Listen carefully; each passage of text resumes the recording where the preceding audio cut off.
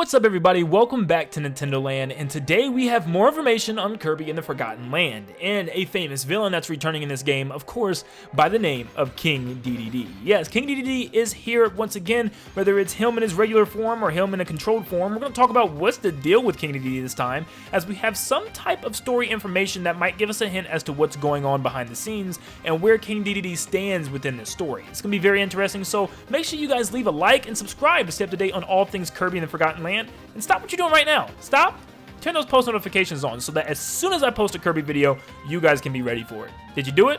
Alrighty, now let's get on to all the new juicy information and gameplay details with King Dedede in Kirby and the Forgotten Land. But the first thing I want to start off talking about is where this location takes place, where we actually meet King Dedede, because I think it's also very important to the story to kind of look at where these locations are. We have a mall, we have like this tropical resort area, and I like to see kind of lore-wise where this takes place. Now, it does look like it's the cold region that we've seen with all the snow, but it's not just a cold region. I think this region actually is very important to the story. Well, the first time we see a snow world is within the first trailer, and there's not a lot to go off of here. There's just some bricks, some snow, some enemies, and that's really about it. We can't really make out what the buildings are or anything until some future scenes. Now, in the second trailer, we get this image, which is very, very interesting. And it looks like to be some type of old, gigantic bridge that leads into some type of castle town courtyard area.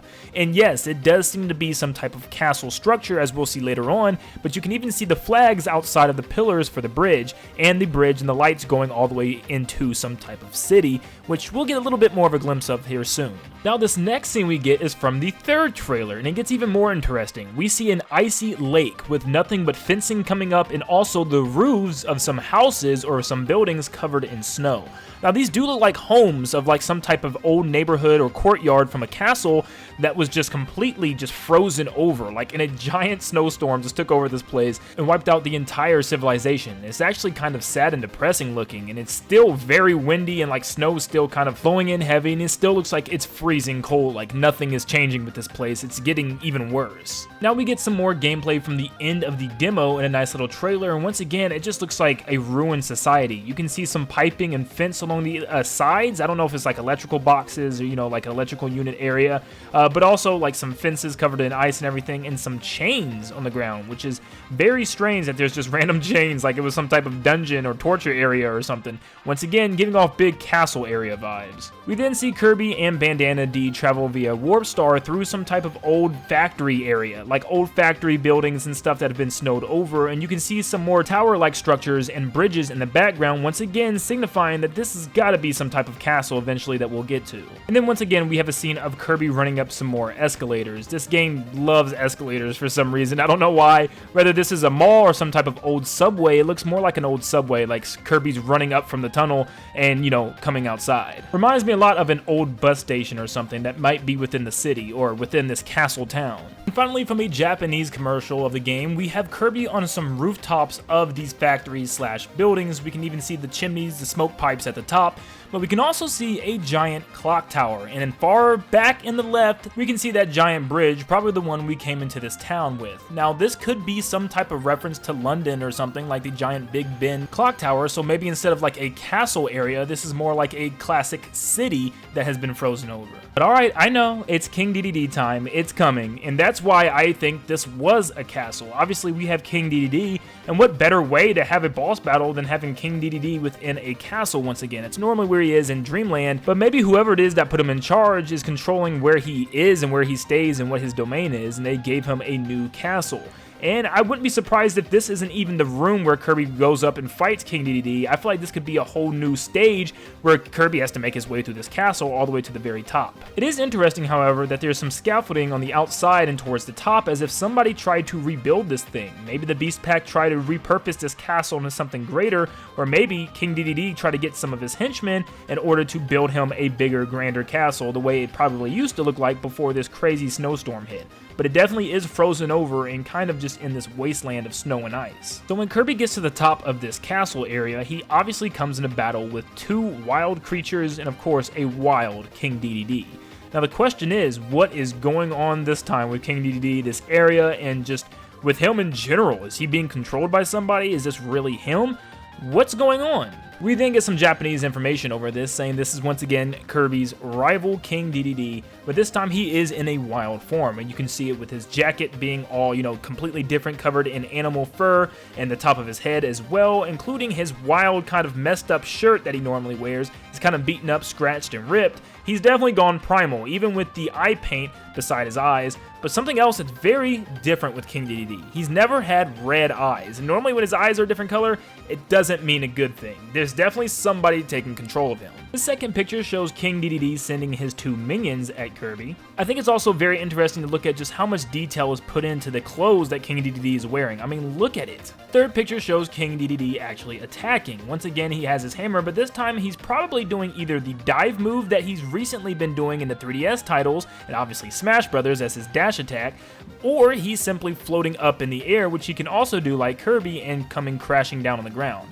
I'm going to say the former because it definitely looks like with the smoke behind him that he's definitely diving after Kirby and Kirby's dodging at the last second. And then we have a picture of King Dedede picking up a giant pillar and swinging it around the room, causing Kirby to have to float above it and Bandana D to dodge it at the last second. As he swings this thing around, it's going to leave stars for Kirby to spit and throw at him if he doesn't have a copy ability. Now it's time for the actual gameplay segments. King Dedede is throwing around this giant pillar and once again not having his hammer, so I wonder if Kirby knocked the hammer away from him or maybe stole it from him. That's why Kirby has the hammer now, or maybe King Dedede just put it away for this one attack. But once again, as he's swinging this thing around, it is dropping stars for Kirby to use, and he's throwing it in circles. I mean, seriously, he's spinning this thing around and continuing to use it as his weapon. So maybe after Kirby takes his hammer or, hits his hammer away, King Dedede says, you know what, I'm gonna use a new hammer, and just pretty much picks up a pillar. We then see King Dedede trap Elfilin in one of those lion cages that we've seen from earlier.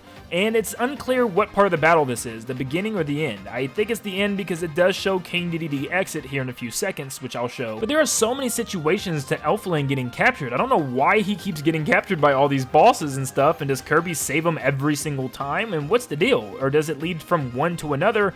I don't know what's going on with this character. Now, a plausible explanation is the Beast Pack want him because of some reason. Maybe he has some type of power that can end the Beast Pack and they want to hurry up and defeat him for good before Kirby finds out. But I always like to look a lot deeper. And what if Kirby went deeper? Because we know Kirby's lore, believe it or not, can be extremely deep. What if Elfilin actually is the bad guy here? I know a lot of you guys don't want to hear that, but what if the Beast Pack is actually trying their hardest to stop this Elfilin creature and, prevent it from causing any more chaos, and maybe it's one of the reasons this world went to chaos. This one creature. I know, it would be crazy, but could you imagine? Maybe that's why he just keeps getting captured, and finally you find out at the end, there's a reason why everybody's been trying to capture this thing? Yeah, that's right, Elfilin. I'm keeping my eyes on you. We then see King Dedede fly away, and pretty much flying away with Elfilin in the cage, and he's got those crow things taking him as well that we see normally are carrying around the cages, trapping Waddle Dees and obviously Elfilin as well, and they're helping King Dedede escape. In the background, you can see stained glass windows with stars on them, interesting enough, but also a giant crane, once again showing that maybe this building or castle was under construction, or maybe it was like from some civilization before the civilization that even got wiped out, and maybe that civilization was trying to bring back some castle of old, and, when they got wiped out, it just eventually stopped the reconstruction of this castle. Now, if we can go back to that Japanese Twitter post, we can kind of get a translation of what this is saying. It's a little jacked up because the translation is imperfect, but this is what we have.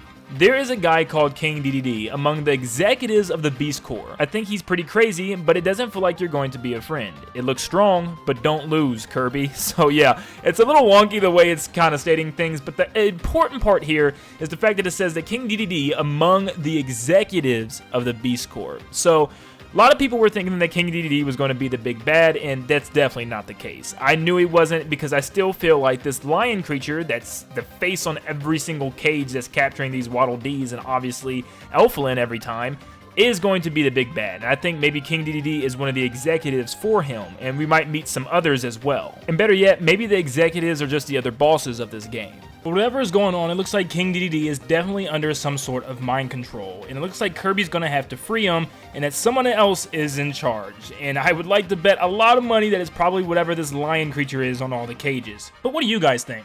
What do you think is the main big bad, and what do you think is going to happen with King Dedede? Is he going to be turned back to normal? Are we going to be able to play with him in a separate mode after the game or something, like in past Kirby games? Let me know what you think in the comments down below, and thank you so much for tuning in. Make sure you leave a like and subscribe to stay up to date on all things Kirby and the Forgotten Land and all things Nintendo in general. And like always, I'll see you all on the next one.